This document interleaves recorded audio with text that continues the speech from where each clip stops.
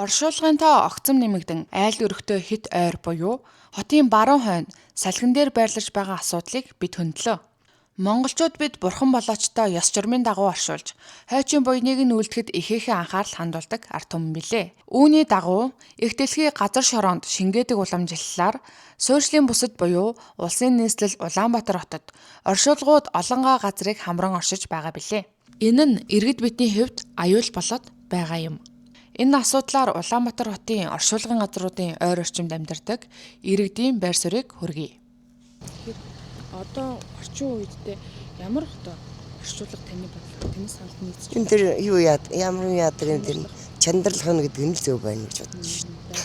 Тэгээ байгаль орчинд ээлтэй новш байхгүй тийм л цэвэрлэл байх нь чухал байхгүй. Хойч хүүхдүүдтэй хэрэгтэй. За өрсөнд орших буюу ил газар орших нь ер нь зөв үү? Чандралан орших талаар одоо мэдээлэл байдгүй. Чандралан оршуулах талаар одоо мэдээлэл гэхэр чинь одоо надад бол байхгүй. Гэхдээ би өөрөө харах ухаанаараа бол чандралсан дээр тийм ээ.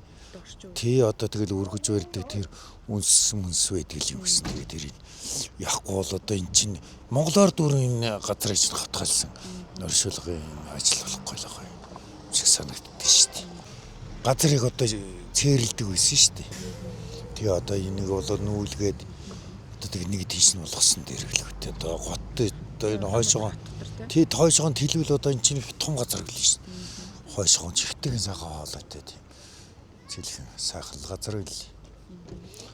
Ирээдүйн сайн сайхны төлөө манай байгууллага нь барил цэцэрлэгт хүрээлэндээ Монгол улсад анх удаа давхар шүүлтөөр бүхий дэвшилтэт технологи ашиглан байгаль орчинд ээлтэй чандралах үйлчилгээний төвийг бүтээн байгууллаа.